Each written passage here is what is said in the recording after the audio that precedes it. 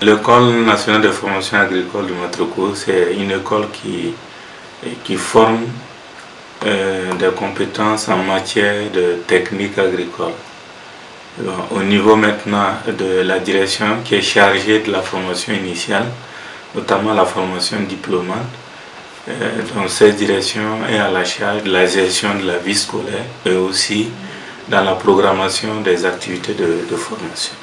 Nous avons en tout cas effectivement plusieurs activités que nous déroulons tout au long de l'année. Vous avez d'abord ce que nous appelons l'immersion, qui consiste à permettre aux stagiaires de pouvoir être en contact avec le milieu physique. Et donc déjà là, on marque les esprits. Et ensuite, vous avez d'autres séries d'activités aussi qui sont organisées, partant donc de la fabrication de biofertilisants, la conduite de production maraîchère et donc les productions, on va dire aussi, de culture d'hivernage. Au niveau des cycles de formation à l'ENAFA de Matroko, on a les cycles A, les cycles B et les cycles C. Au niveau des cycles C, ce sont les agents techniques en agriculture qui rentrent avec le BEPC.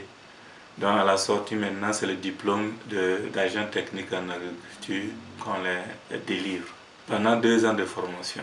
Donc au niveau des techniciens supérieurs en agriculture qui sont au niveau du cycle B, et c'est également 2 ans de formation, mais le diplôme à l'entrée c'est le bac série scientifique. Et à la sortie, c'est le BTS, le brevet de technicien supérieur en agriculture qu'on les délivre. Et c'est la même chose que les assistants en formation des agriculteurs. Au niveau du cycle A, c'est les ingénieurs en agriculture. Et là, c'est la licence. Comme là-bas, il y a jusqu'à 3 modes d'accès. Donc on a le concours professionnel, on a le direct et puis il y a les inscrits sur titre. Voilà, mais au niveau des inscrits sur titre et du concours direct, et le diplôme à l'entrée c'est la licence et ils font 3 ans de formation et ils sortent maintenant avec le diplôme d'ingénieur en agriculture.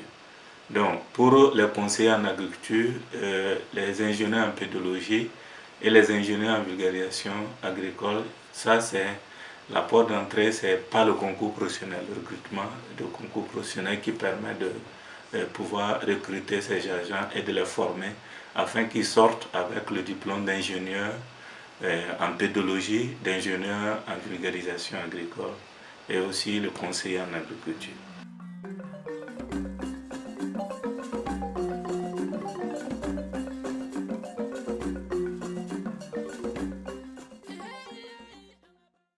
Nous trouvons exactement l'École nationale de formation agricole de Matroko, plus exactement dans le jardin numéro 3. Ce jardin a été aménagé avec différents types d'irrigation. Nous voyons qu'il y a des aspergeurs qui sont là. Également, il y a un bassin qui est derrière. Alors ce jardin a été aménagé dans le souci d'offrir un cadre pédagogique de façon pratique aux étudiants de l'ENAFA pour mettre en pratique ce qu'ils ont appris en classe. Nous sommes là ce matin pour un repiquage de quelques cultures que nous avons eu à mettre en pépinière d'abord, avant de procéder au repiquage. Ici, pratiquement, nous sommes sur le terrain de la parcelle de CEP. Voilà, CEP, ça veut dire champ école des producteurs.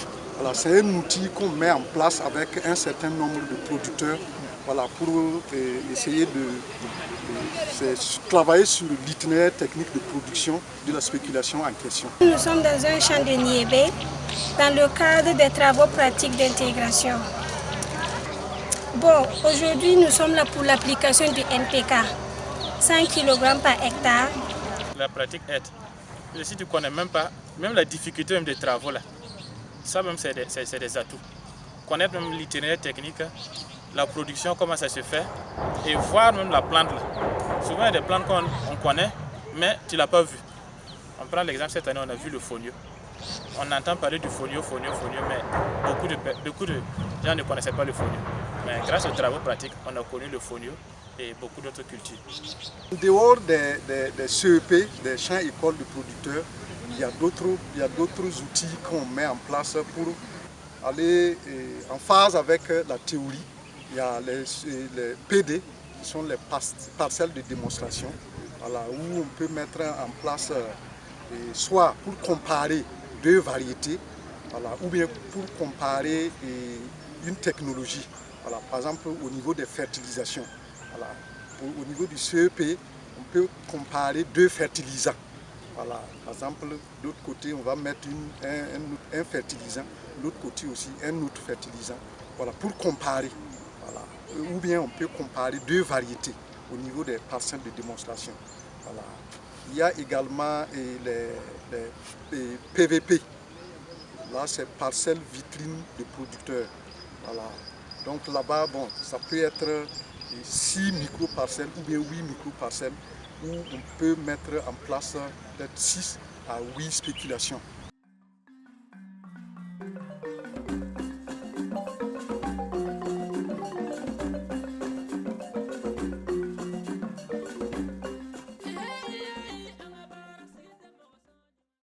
Ce matin, on est venu, c'est dans la continuité de nos travaux, puisqu'on avait déjà fait des prélèvements de sol dans nos champs ici à l'ENAFA. Donc il fallait venir maintenant au laboratoire ce matin pour essayer de déterminer certains paramètres, notamment le phosphore assimilable qu'on a utilisé, le spectromètre ultraviolet pour déterminer la quantité de carbone et de phosphore assimilable et bien d'autres paramètres que nous sommes en train de déterminer toujours, afin de corriger la fertilité de nos sols. Il faut dire que l'ENAFA de Matroko a un laboratoire de pointe. Ils ont des équipements quand même de dernière génération. Ce que nous venons de voir, vraiment, c'est des équipements, je peux dire, de dernière génération en matière d'analyse des sols.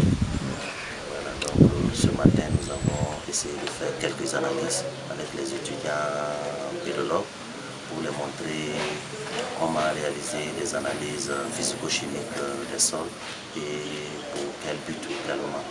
Parce qu'à leur sortie, ils seront appelés à prodiguer des conseils sur les questions de fertilité des sols, sur la question de gestion durable des sols.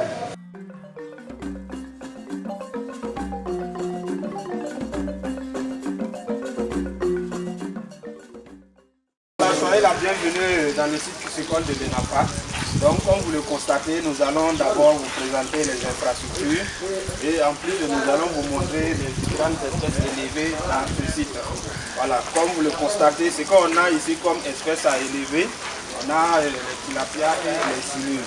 Voilà, donc les silures, comme son nom l'indique, son nom scientifique c'est Clarias garipinus et les tilapias c'est Euchromis niloticus.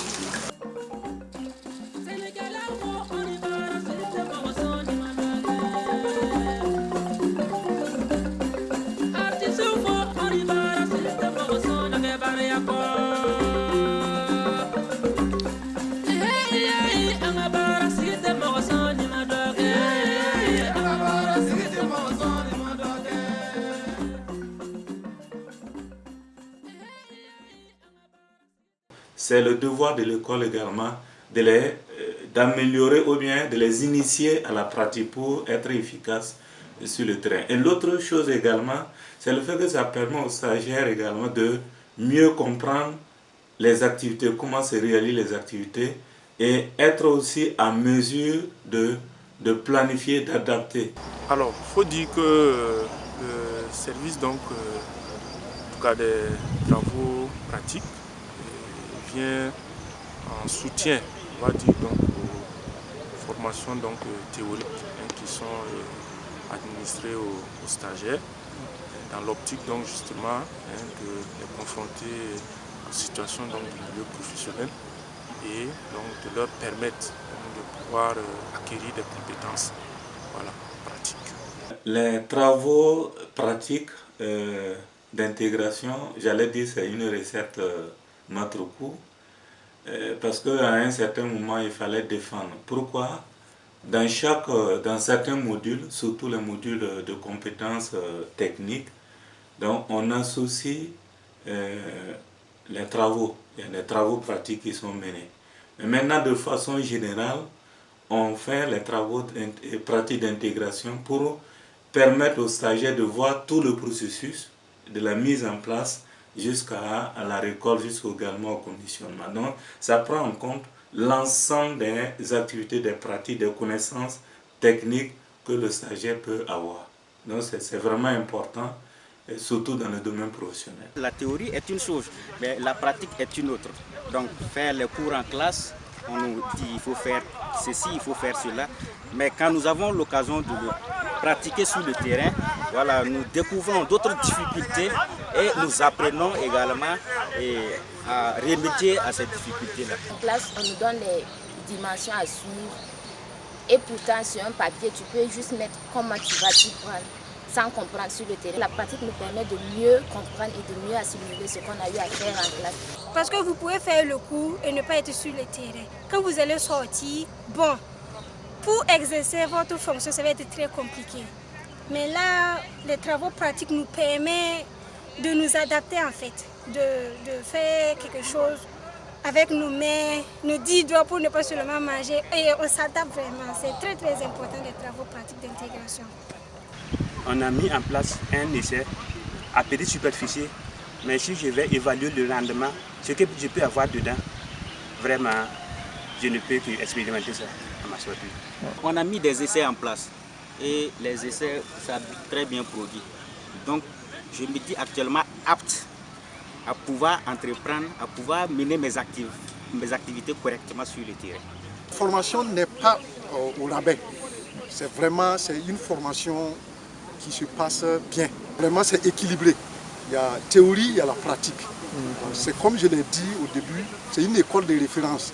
Donc vraiment, ce que nous apprenons ici, c'est encore plus concret.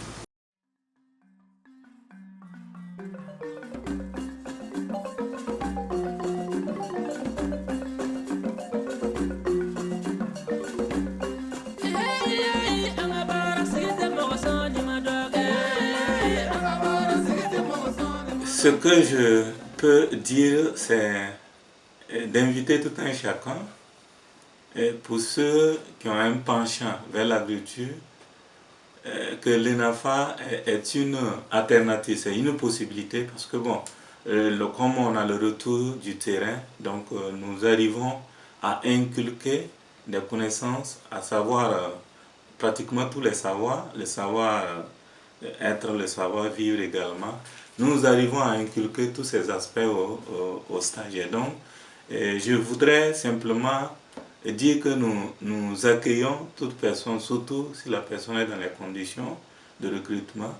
Nous sommes ouverts, les infrastructures sont aussi disponibles. Donc, du coup, nous n'avons pas assez de contraintes par rapport à l'accueil. Donc, s'ils sont dans les conditions, tous les formateurs et tous les différents acteurs s'impliquent pour pouvoir accompagner jusqu'à la sortie, voilà, des recrues.